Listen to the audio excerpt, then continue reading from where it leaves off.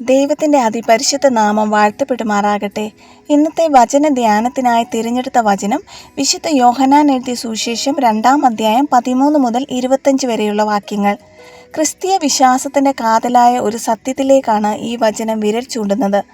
സഭയുടെ വിശദീകരണത്തെക്കുറിച്ചും യുഗാന്തരത്തെക്കുറിച്ചും യേശുക്രിസ്തുവിൻ്റെ രണ്ടാമത്തെ വരവിനെക്കുറിച്ചും ധ്യാനിക്കുന്ന ഈ കാലഘട്ടത്തിൽ നമ്മെ തന്നെ പൂർണ്ണമായി വിശദീകരിച്ചുകൊണ്ട് യേശുക്രിസ്തുവിന് വസിക്കുവാൻ തക്കവണ്ണം വിശുദ്ധമായ ദേവാലയമായി തീരുവാൻ നമുക്ക് പ്രത്യേകമായി പരിശ്രമിക്കാം.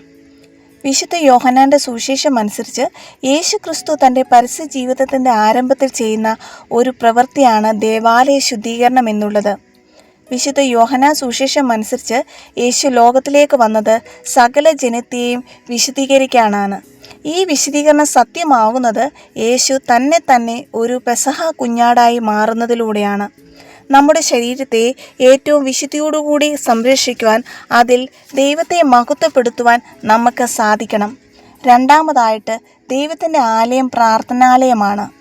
യേശു യെരുശലേം ദേവാലയത്തിലേക്ക് വരുന്നത് ഒരു പെസഹ തിരുനാളിൻ്റെ പശ്ചാത്തലത്തിലാണ്.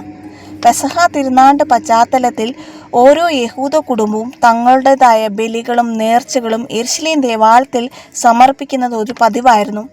അതോടൊപ്പം തന്നെ ലോകത്തിൻ്റെ നാനാഭാഗങ്ങളിൽ നിന്നും യെരുശലേം ദേവാലയത്തിലേക്ക് യഹൂദ കുടുംബങ്ങൾ എത്തുന്നത് ഒരു സാധാരണമായിരുന്നു.